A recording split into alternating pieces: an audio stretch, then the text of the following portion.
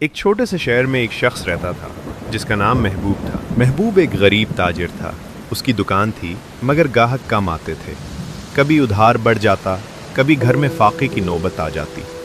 وہ دن رات محنت کرتا مگر پھر بھی اس کی زندگی میں سکون نہیں تھا۔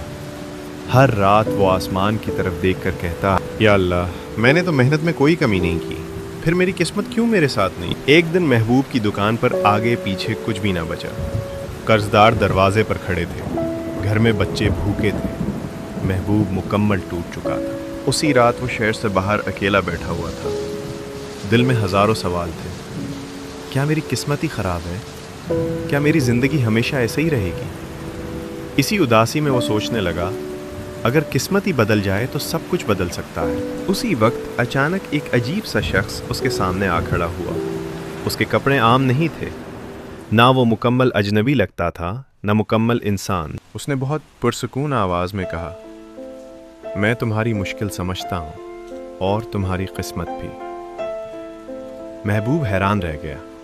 اس شخص نے کہا، میں تمہیں ایک راستہ دے سکتا ہوں، تم اپنی قسمت مجھے دے دو اور بدلے میں تمہیں دولت، شہرت اور کامیابی مل جائے گی۔ محبوب خاموش ہو گیا، پھر اس کی آنکھوں میں لالچ آ گیا۔ محبوب نے پوچھا، اگر میں یہ مان لوں تو کیا میری زندگی بدل جائے گی؟ اس شخص نے کہا، تمہیں کبھی پیچھے مڑ کر دیکھنے کی ضرورت نہیں پڑے گی، تم امیر ہو جاؤ گے۔ محبوب نے ایک لمحے کے لیے آسمان کی طرف دیکھا، پھر اپنی مجبوری اور لالچ کے بیچ فیصلہ کیا اور وہ بول اٹھا، ٹھیک ہے، میں اپنی قسمت بیچنے کے لیے تیار ہوں۔ اسی لمحے ایک سرد ہوا چلی اور وہ پراسرار شخص غائب ہو گیا۔ اگلے چند دنوں میں معجزہ ہونے لگا۔ محبوب کا کاروبار اچانک بڑھنے لگا۔ اس کی دکان ایک بڑی مارکیٹ میں بدل گئی۔ اس کے پاس گاڑیاں، دولت اور ہر آسائش آ گئی۔ لوگ اس کا نام عزت سے لینے لگے۔ محبوب صاحب ایک کامیاب بزنس مین ہیں، لیکن دولت سب کچھ بدل چکی تھی، مگر محبوب خود بدل گیا تھا۔ اس کے پاس سب کچھ تھا، لیکن دل میں سکون نہیں تھا۔ نہ رات کو نیند آتی تھی، نہ دل کو خوشی ملتی تھی۔ اس کے رشتے ٹوٹنے لگے، دوست دور ہو گئے، اور سب سے بڑی بات، اس کا اللہ سے تعلق کمزور ہو گیا۔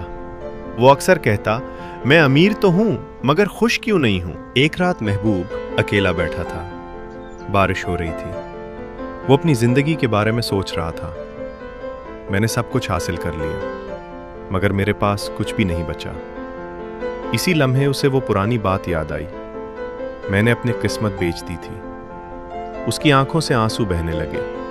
وہ سمجھ گیا کہ اصل نقصان دولت کا نہیں تھا، اصل نقصان اس کی روح کا تھا۔ میں امیر تو ہوں مگر خوش کیوں نہیں ہوں؟ محبوب نے پہلی بار دل سے دعا کی، یا اللہ، میں بہت بڑا گناہ کر بیٹھا ہوں، میں نے تیری دی ہوئی تقدیر پر شک کیا، مجھے معاف کر دے، مجھے واپس اپنی رحمت میں لے لے۔ وہ سجدے میں گر گیا اور دیر تک روتا رہا۔ اگلے دن محبوب نے ایک بڑا فیصلہ کیا۔ اس نے اپنی زیادہ تر دولت صدقہ کر دی، اپنی زندگی سادہ بنا لی اور دوبارہ اللہ کے قریب آ گیا۔ آہستہ آہستہ اس کے دل میں وہ سکون واپس آنے لگا جو اسے کبھی دولت میں نہیں ملا تھا۔ اب وہ کہتا تھا، میں نے سب سے بڑی غلطی یہ کی کہ میں نے سمجھا دولت ہی سب کچھ ہے، مگر اصل خوشی اللہ کی رضا میں ہے۔ اگلے دن محبوب نے ایک بڑا فیصلہ کیا۔